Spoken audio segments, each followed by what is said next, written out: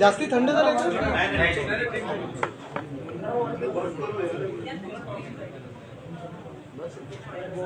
बसा ना, येई पण बस साई बस.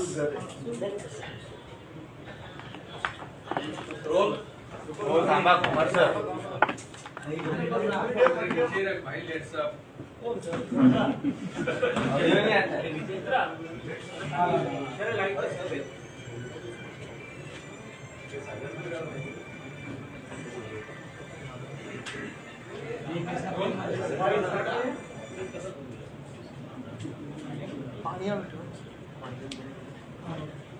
करूया सुरू.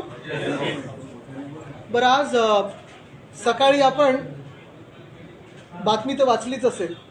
आजची बातमी सकाळची ही होती की मला वाटतं महसूल खात्याने कलेक्टरना सांगितलेलं आहे की मेट्रो लाईन 6 साठी आपण जी कांजूरमार्गची जागा आहे त्याच्यातून 15 हेक्टर हे MMRDAला हस्तांतरित करावे.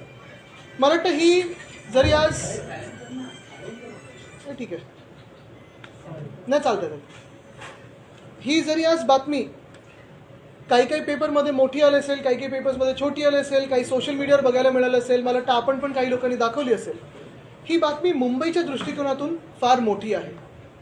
पहिलं संकेत त्याच्यातून हेच आहे जे सिद्ध होतं, आम्ही सतत गेले 2.5-3 वर्ष जे बोलत आलेलो आहे की लाईन 6 या लाईन 6च्या मेट्रोसाठी कारशेड गरजेची आहे आणि कारशेडच्या विना ही लाईन 6 साठी टेंडर 2018 मध्ये काढलेले काम सुरू होतं आणि नंतर कारशेड बनवणार कुठे हा एक मोठा प्रश्नच होता.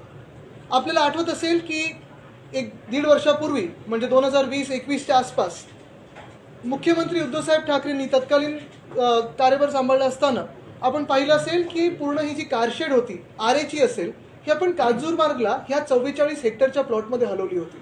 तिथे प्लॅनिंग असंच होतं की 44 हेक्टरच्या प्लॉटमध्ये लाईन 3, लाईन 6, लाईन 14 आणि लाईन 4 ह्या 4 लाईन्सचे कार डेपोज आपण एकत्र करणार होतो. मुळात त्यावेळी हाच हेतू होता की जनतेचे आणि महाराष्ट्राचे पैसे वाचावे, वेळ वाचावात आणि कुठचंही तुम्ही प्लॅनिंगमध्ये लॉजिस्टिक्स कुठचं नवीन चॅनल उघडायचं असेल, नवीन बिझनेस सुरू करायचं असेल, पहिली गोष्ट आपण बघतो तर एफिशियन्सीमध्ये वेळ कसा वाचणार, पैसे कसे वाचणार. 4 जेव्हा आपण कार डेपोज एकत्र करत होतो साधारणपणे 10 ते 10.5 हजार कोटी आपण महाराष्ट्राचे वाचवले असते, वेळ वाचवला असता. आणि मुळात ह्या 4ही लाईन जर आपण पाहत असाल तर 3-6 ह्या मुंबईतल्या होत्या, 4 आणि 14 MMR परिसरातल्या होत्या. ह्या 4ही लाईन जेव्हा एकत्र कांजूरमार्गमध्ये आल्या असत्या तेव्हा नोडल पॉईंट हे कांजूरमार्ग झालं असतं. साधारणपणे 4-4.5 कोटी जनतेला एका नोडल पॉईंटमधून आपण जोडलं असतं आणि मल्टी मॉडल ट्रान्सपोर्टचं ऑप्शन दिलं असतं. कारण कांजूरमार्गमध्ये इंटिग्रेटेड डेपो झाला असता 4ही लाईन्सचा, कांजूरमार्गमध्ये मेंटेनन्स झालं असतं, कांजूरमार्गमध्ये मेट्रो भवन जे आता आरेमध्ये 5 एकर त्यांनी त्यावेळी घेतलेले ते झालं असतं आणि मुळात सगळ्या गाड्या ह्या रात्री एकाच ठिकाणी आल्या असत्या. मेंटेनन्ससाठी असेल, वॉशिंगसाठी असेल, रिपेअरसाठी असेल, ह्या सगळ्या गोष्टी एकत्र झाल्या असत्या. पण त्यावेळी आपल्याला आठवत असेल जेव्हा आम्ही हे पाऊल उचललं त्याचसोबत आरेमध्ये साधारणपणे सगळे तिकडचे जे आदिवासी बांधव आहेत त्यांचे हक्क तसेच ठेवून 800 एकर जंगल हे आपण घोषित केलं. हे कदाचित कधी नसेल झालं असं ऐतिहासिक पाऊल घेतलं. ही कारशेड आपण हलवणार होतो आणि मेट्रो जी लाईन आहे लाईन 3 आणि लाईन 6 ह्याचं काम कुठेही न थांबवता कारशेड हलवण्याचा आपला प्रस्ताव होता. नंतर जो काही राजकीय गोंधळ व्हायचा होता, हस्तक्षेप व्हायचा होता, आपण पाहिलं असेल एका मुंबईसाठी राग ठेवून मुंबईवर महाराष्ट्र भाजपने केंद्र सरकारला हाक मारली आणि केंद्र सरकारचे सॉल्ट कमिशनर असतील, मग कोण प्रायव्हेट बिल्डर असेल की डेव्हलपर असतील, ह्या सगळ्यांनी जाऊन कोर्टात जो गोंधळ घालायचा होता तो घातला. अक्षरशः हे काम 2 वर्ष बंद ठेवलं आमचं सरकार पाडेपर्यंत आणि मुळात मुंबईकरांना ह्या इंटिग्रेटेड डेपोपासून वंचित ठेवलं. मुंबईकरांचे पैसे हे उडवतील कसे ह्याच्यावर लक्ष ठेवलं. सरकार बदललं. सरकार बदलल्यानंतर हे घटनाबाह्य सरकार जेव्हा बसलं तेव्हा पहिला निर्णय ह्या गद्दार सरकारचा हाच होता की मुंबईवर वार करणं आणि आरेमध्ये पुन्हा एकदा कार डेपो नेण्याचा त्यांनी प्रयत्न केला आणि कदाचित ते यशस्वी ठरलेले आहेत. आंदोलनं झाली, काही लोकांनी बाहेर आंदोलनं केली. बरं, त्यावेळी ज्यांनी आंदोलन केलेलं 2018-19 मध्ये त्यांच्या सगळ्यांच्या केसेस, जास्तीत जास्त लोकांच्या केसेस जिथे अडचण नव्हती तांत्रिक, ते आपण मागे घेतलेल्या महाविकास आघाडी सरकारने.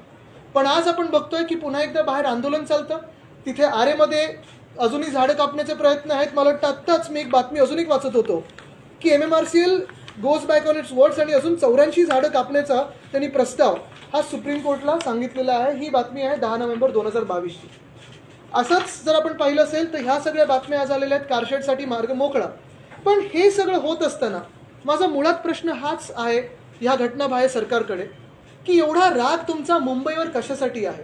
डोळा नक्की कशावर आहे? मान्य आहे की तुम्ही मुंबई महानगरपालिकेत जे घोटाळे करतात, रस्त्याचे असतील, सॅनिटरी पॅड वेंडिंग मशीनचे असतील, अनेक वेगवेगळे घोटाळे, ह्याचे आता हातात अजून काही कागदपत्र आलेत, त्याच्यावर लवकर मी बोलणारच आहे.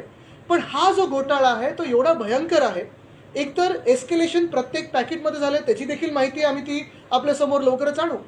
पण ह्याच्यात ज्या महाराष्ट्राचे, ज्या मुंबईचे 10,000 कोटी वाचणार होते कारण एक डेपो होणार होता, 4 मेट्रो लाईन्सची एफिशियन्सी वाढणार होती, वेळ वाचणार होता कारण तो एकच डेपो होणार होता, जिथे मल्टी मॉडेल ट्रान्सपोर्ट होणार होतं, आरेचं जंगल जे वाचणार होतं, हे सगळं न करता तुम्हाला 10,000 कोटी खर्च करायचे आहेत, कॉन्ट्रॅक्टर्सना अजून बळ द्यायचे, एक कॉन्ट्रॅक्टरचे अजून 5 कॉन्ट्रॅक्टर्स आणायचे आहेत. आणि मुळात जे दुसरे 2 महत्त्वाचे विषय ह्याच्यात आपल्याला कदाचित समजू शकतील आणि सामान्य नागरिकाला समजणारच, ते हेच आहेत की जसं लाईन 3 आणि 6, 3चा आता त्यांनी आरेमध्ये नेलेलं आहे, 6चा त्यांनी कांजूरमार्गला नेलं आहे, तसं 4 आणि 14 हे MMR रिजनला जोडणारे आहेत. कल्याण, डोंबिवली, अंबरनाथ, एक आहे घोडबंदरपर्यंत जाणारा. ह्या दोघांचे कार डेपोज ठाणे जिल्ह्यात आहेत. आणि सध्याचे घटनाबाह्य मुख्यमंत्री, तत्कालीन जे UD मंत्री आहेत, त्यांचा ह्याच्यात किती हात होता मला माहीत नाही. पण आता हे जे कार डेपोजचे ॲक्विजिशन होणार आहे ते काय किमतीला होणार आहे? कोण मध्यस्थी आहेत का? कोणाच्या नावावर 7 आहेत? कुठच्या जमिनी घेणार आहेत? कोणाच्या मतदारसंघात जमिनी घेणार आहेत? हे सगळे प्रश्न येतात. आणि जसा हा एक महत्त्वाचा प्रश्न राहतो, तसा दुसरा महत्त्वाचा प्रश्न हाच राहतो की ही जे सरकार बदललं गेलं, आमचं सरकार पाडलं गेलं, ते सरकार पाडल्यानंतर आपण पाहत असाल जी सुप्रीम कोर्टात केस सुरू होती ती केस आता बंद झालेली आहे. पार्टीज जे लिटिगेंट्स होते त्यांनी माघार घेतलेली आहे. मग आता नक्की ही जमीन कोणाची आहे? ही केंद्र सरकारची आहे, सॉल्ट कमिशनरची आहे, कुठच्या प्रायव्हेट बिल्डरची आहे, कोणाची ओनरची आहे, की राज्य सरकारची आहे? आणि हे जर असेल तर मग हे 15 हेक्टर देत असताना पहिली गोष्ट म्हणजे कॉम्पन्सेशन कोणाला देणार की नाही देणार? दुसरी गोष्ट म्हणजे केंद्र सरकार ह्याच्यात हस्तक्षेप करणार की नाही करणार? कारण मुळात हा मेट्रो 3चा पण प्रोजेक्ट केंद्र सरकार तेवढंच भागीदार आहेच. तिसरी गोष्ट आणि सर्वात महत्त्वाची गोष्ट हीच राहते की या 44 हेक्टरमध्ये म्हणजे 108 एकरमध्ये ही 15 हेक्टर जागा आता सांगितलेलं आहे की मेट्रो 6साठी काढून देणार आहे. मग इतर जी उरलेली जागा आहे ती बिल्डर मित्रांच्या घशात घालायला ठेवलेली आहे का? की नक्की ह्याच्यावर काय होणार आहे? ह्याच्यावर ह्या घटनाबाह्य मुख्यमंत्र्यांनी उत्तर देणं अपेक्षित आहे. कारण हा सरासरी एक मोठा घोटाळा आहे.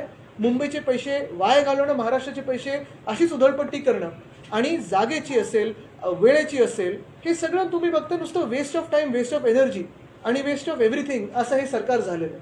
मुळात हेच प्रश्न महत्त्वाचे राहतात की बाकीची जागा कोणाला देणार? आणि दुसरं मग महाराष्ट्रावर एवढा राग ठेवून, जनतेशी खोटं बोलून आम्ही जेव्हा कारशेड इथे नेणार होतो तेव्हा केंद्र सरकारने असेल किंवा या इकडच्या स्थानिक महाराष्ट्राच्या भाजपनी असेल, महाराष्ट्रावर असे वार का केले, पाठीत का खंजीर खुपसला, जेणेकरून ही जागा एवढे वर्ष महाराष्ट्राच्या अधिकाराची महाराष्ट्राला मिळाली. आदित्य, ये जब पूरा विवाद सामने था, फडणवीस लगातार आरोप लगा रहे थे कि ठाकरे इसे ईगो का मुद्दा न बनाए, लेकिन अब खुद वो कांजूर मार्ग का जमीन ले रहे मेट्रो के लिए. अब आपको लग रहा है उनका विरोध ईगो था, उनका इसने विरोध करे? ये उनका ईगो था या उनका जो मुंबई पे गुस्सा है, महाराष्ट्र पे गुस्सा है, एक मन में कोई चिढ़ है? अगर आप देखें तो जैसे पिछले 9 महीनों में 5 अलग अलग प्रोजेक्ट्स अलग अन्य राज्यों को दिए गए हैं. अगर आप देखें तो किसान के हाल बहुत ही बेकार है, महिलाओं पे अत्याचार बढ़ते जा रहे हैं. वैसे ही अगर आप देखें तो इस समय भी जो आज बातमी मैंने पढ़ी, आज जो मैंने न्यूज़ पढ़ी है, उसमें साफ तौर से ये लिखा गया है कि जो कांजूरमार्ग की जगह है, जो प्लॉट है, जो हम मेट्रो लाइन 3, 6, 4, 14 इसको देने वाले थे ताकि वहाँ एक इंटीग्रेटेड कार डेपो बने. यही अभी जो लिटिगेशन में थी, इतने दिनों से केंद्र सरकार का लिटिगेशन था, कोई प्राइवेट बिल्डर का लिटिगेशन था, सारे लिटिगेशन अभी खत्म हो चुके हैं जैसे कि कोई जादू हुई. और वहाँ उस 44 हेक्टेयर के प्लॉट में लगभग 15 हेक्टेयर मेट्रो लाइन 6 की कार डिपो के लिए दिया जा रहा है. तो फिर क्या ये लिटिगेशन कैसे खत्म हुआ? ये ज़मीन किसकी है? लिटिगेशन क्यों हुआ था? कि लिटिगेशन के पीछे कोई महाराष्ट्र भाजपा का आदमी था? क्यों किया गया है? क्यों इतना महाराष्ट्र को सताया गया? और सबसे अहम चीज़ यही रहती है कि ये 15 हेक्टेयर अगर मेट्रो लाइन 6 के लिए दिए जा रहे हैं तो फिर जो अन्य बची हुई लैंड है, जो ज़मीन है, वो किसको दी जाएगी? कोई बिल्डर मित्र है इनके, जो कॉन्ट्रैक्टर मित्र है इनके हिसाब से जो सरकार चलती है उनको दी जाएगी, या इस पर कोई पब्लिक इंटरेस्ट का प्रोजेक्ट आने वाला है। एक मिनट, एक येतो। क्या इसको लगता है कि पॉलिटिकली जानबूझ के उस समय जो अटकाया गया था, आज किसी किकबैक को इसमें रखा जा रहा है? ये बात मुझे लगता है पॉलिटिक्स से बढ़कर है, क्योंकि पॉलिटिक्स में अगर आप देखें तो लोकशाही लोकतंत्र जो होता है वो चुनाव के बारे में होता है और काम जो होता है वो दिखाना चाहते हैं। ये पॉलिटिक्स नहीं है, ये शायद महाराष्ट्र भाजपा का महाराष्ट्र पे जो एक गुस्सा है उसी के बारे में है। नहीं तो आरए में जंगल काट के ऐसे काम नहीं होते। पूना में रिवर फ्रंट डेवलपमेंट को जो विरोध है उसको विरोध को बाजू में रख के रिवर फ्रंट डेवलपमेंट जैसे मुड़ा मोटा को कॉन्क्रिटाइज किया जा रहा है, या विटाल टेकड़ी का विषय हो, ये सारे विषय वो जनता की सुनते ना कि खुद की। क्या ठेकेदारों को फायदा पहुंचाने के लिए सब कुछ किया जा रहा है? अभी ठेकेदार कौन है, बिल्डर कौन है और इनके दोस्त कौन है, या सरकार कौन चला रहा है, मुझे लगता है सब साथी में बैठे हुए, कोई फरक दिखाई नाही रहा है। असं पण एक प्रश्न असा आहे की ज्यावेळेस सरकार आलं त्यावेळेस पहिल्या कॅबिनेट लहान निर्णय घ्यायचा होता आणि काही प्रश्न उपस्थित केला होता की कांजूरमार्गची जागा घेण्यामागे काहीतरी महाविकास आघाडीचा वेगळा हेतू आहे का? आता सरकार सुद्धा ती जागा घेताना पाहायला मिळते।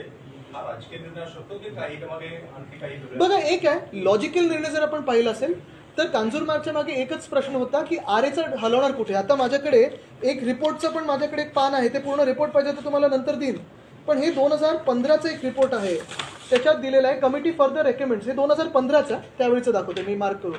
Committee further recommends that in case the land at Kanjurmarg is not available for some reason a modified layout of full service double decker depot Aarey colony suggested. त्याच्यात त्यांनी सांगितलं की 750 कोटींनी कॉस्ट वाढणार, कारण अंडरग्राऊंड अजून 1 किलोमीटर खेचायला लागणार, डबल डेकर करायला लागणार, डबल डेकर कार डेपो, ह्याच्यात कॉस्ट एस्केलेशन आहे। आणि तेव्हा सांगितलेलं the option एंटेल्स a substantially smaller impact of only 446 trees. 446 झाडांचं आता झालेलं आहे काय, 3000-4000 झाडं कापली असतील, जे काय कापली असतील। पण मुळात विषय हाच राहतो की ज्या जमिनीवर जाताना आपण पाहिलं असेल कांजूरमार्गची जेव्हा आमचा क्लेम होता महाराष्ट्र सरकारचा, आणि आता पण कदाचित तेच क्लेम करतील, स्वतःची जमीन असताना 1 रुपया देण्याची गरज नव्हती। बरं, कोर्टात आम्ही हे पण सांगितलेलं की जर का हा सिव्हिल डिस्प्यूट सिव्हिल केसमध्ये चालला आणि कोर्टाने ठरवलं की केंद्र सरकारची जागा आहे, तरी आम्ही जे काही 2-2.5 हजार कोटी आहेत ते द्यायला तयार आहोत, कारण त्याच्यात आरेचं जंगल वाचतंय, 1436 ह्या 4 डेपोज बनवण्यासाठी जो खर्च आहे आणि 4 डेपोज अक्वायर करण्यासाठी जो खर्च साधारणपणे 10,000 कोटीचा 2 वर्षापूर्वी येत होता, तेवढे पैसे वाचत होते आणि सगळं एकत्र येत होतं। बरं, ह्याच्यात अनेक वेगळे हा जो निर्णय घेताना अभ्यास झालेला, म्हणजे सिस्ट्रा जी कंपनी आहे त्यांचा पण रिपोर्ट आहे माझ्याकडे, तत्कालीन रिपोर्ट आहे की कसं ह्या सगळ्याच लाईन्सचं ट्रॅक सिस्टम सेम आहे, सिग्नलिंग सेम आहे, ओव्हरहेड वायरिंग सेम आहे, बोगीज सेम आहेत, सगळं सेम आहे, नुसतं कुठेही जोडलेलं नव्हतं।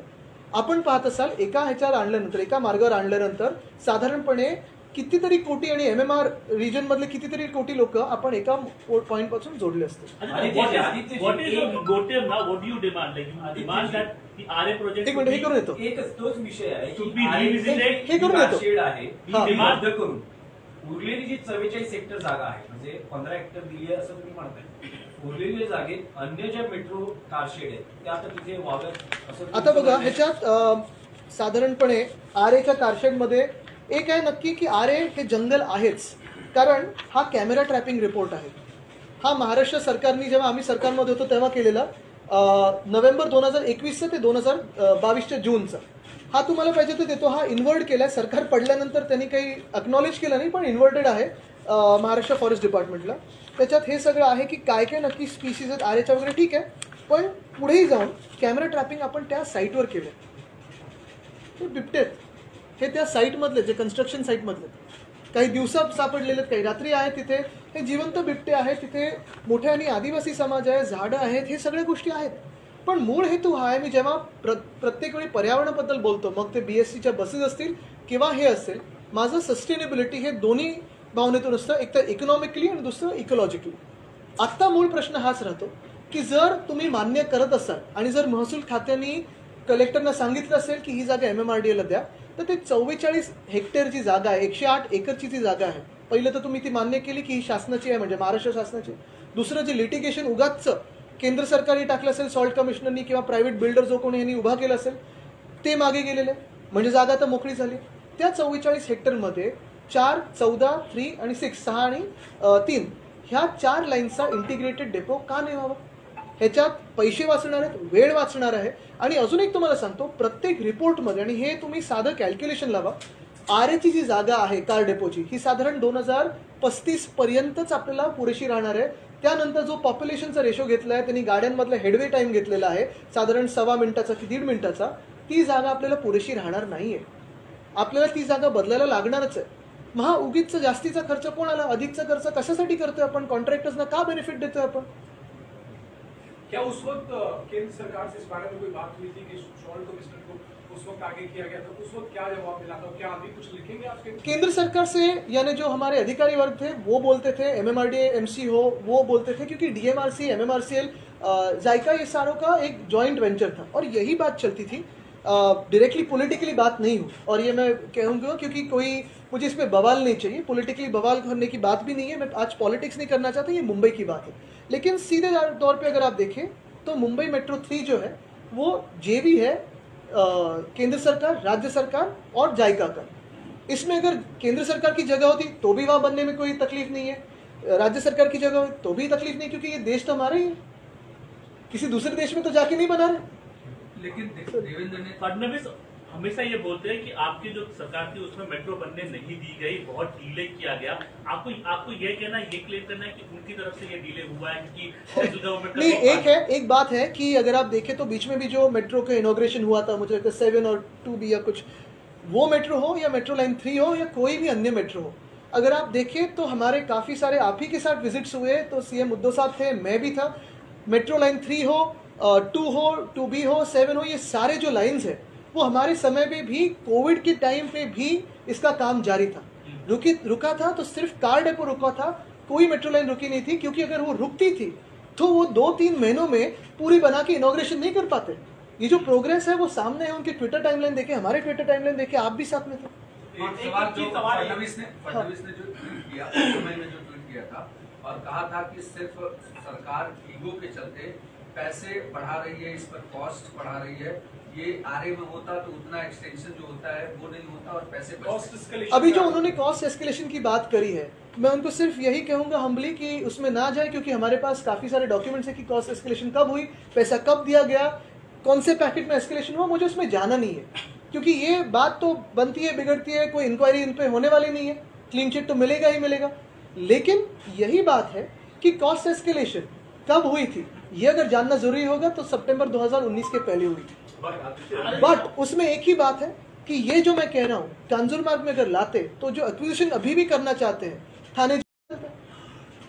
What is your demand? आपका डिमांड क्या है, मोटिव क्या है? आप चाहते हो कि अभी भी आपको आरए को सेव करना है कि ये खाली बताना है कि हम सही थे, कांजूरमार्ग एक viable? I think the first thing is, if you look at what has come today in the newspapers, we've all read about 15 hectares of the Kanjurmarg land which was earlier in litigation after we had claimed that for Metro Line 3, 6, 4, 14. Today, the Revenue Department has written to the Government of Maharashtra's collector saying, please hand over this line to MMRDA for Line 6.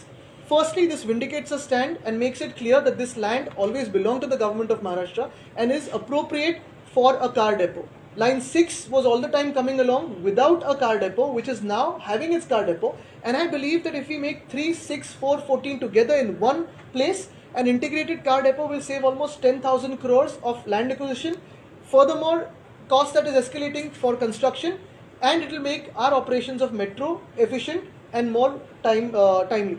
What is very crucial is in any such construction or any such project of national importance and public importance, we need to look at very practical measures to implement the project very swiftly, efficiently, saving time and money. That was our agenda. Today, these guys, the government, the unconstitutional government is not looking at a 50-year horizon. They're looking at 50 khoke, 50 khoke.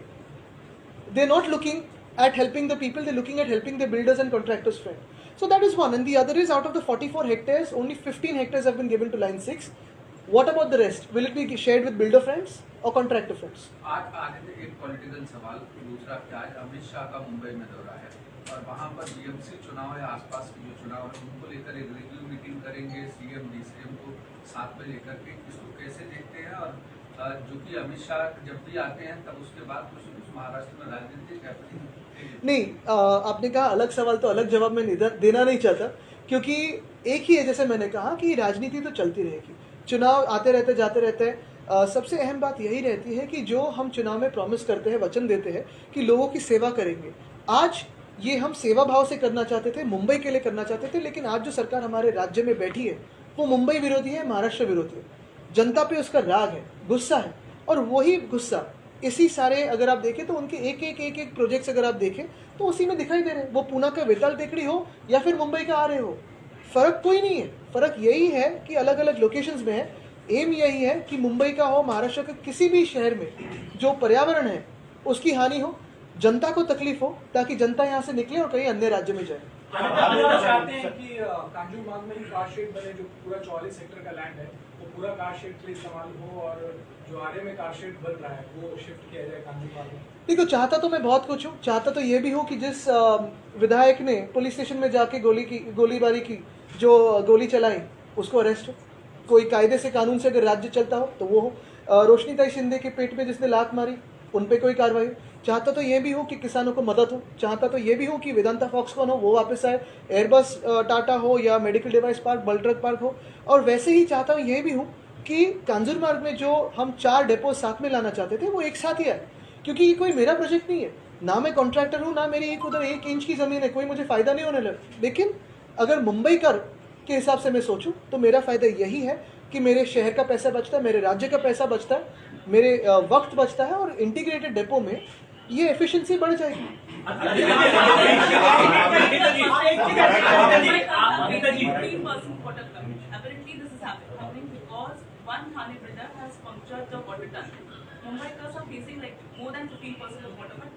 I think there's another Thane builder who's punctured the entire treasury of the Maharashtra government. Now we'll have to speak about that also.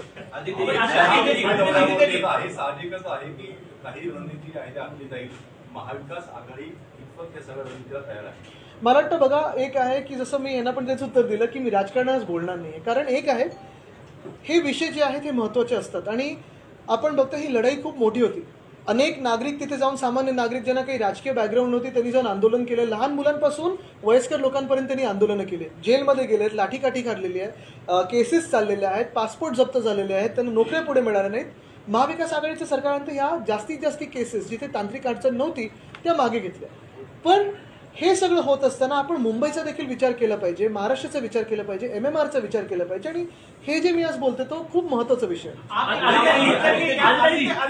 आपकी और BJP की, मतलब शिवसेना और BJP की लड़ाई का खामियाजा आम मुंबईकर को भुगतना पड़ा. ये प्रोजेक्ट पहले हो जाता, फायदा उन्हें जल्दी मिलता, लेकिन आप दोनों के चक्कर में बिल्कुल नहीं. ये तकलीफ इसी बात पे हुई है क्योंकि इस राज्य की बीजेपी में किसी का एक ईगो थोड़ा प्रिक हुआ, थोड़ी तकलीफ हुई उनको, और शायद उन्होंने केंद्र सरकार के सॉल्ट कमिश्नर को कहा कि चलो लिटिगेशन चला. लेकिन आज तो ये मान्य करे कि उस जमीन पे चारों इंटीग्रेटेड डेपोज बन सकते हैं, और जो मुंबई की हानि होने वाली, मुंबई का नुकसान होने वाला है, महाराष्ट्र सरकार के जो पैसे बचने वाले हैं, उसको आप नजर में रखते हुए चारों डेपोज यहाँ लाए.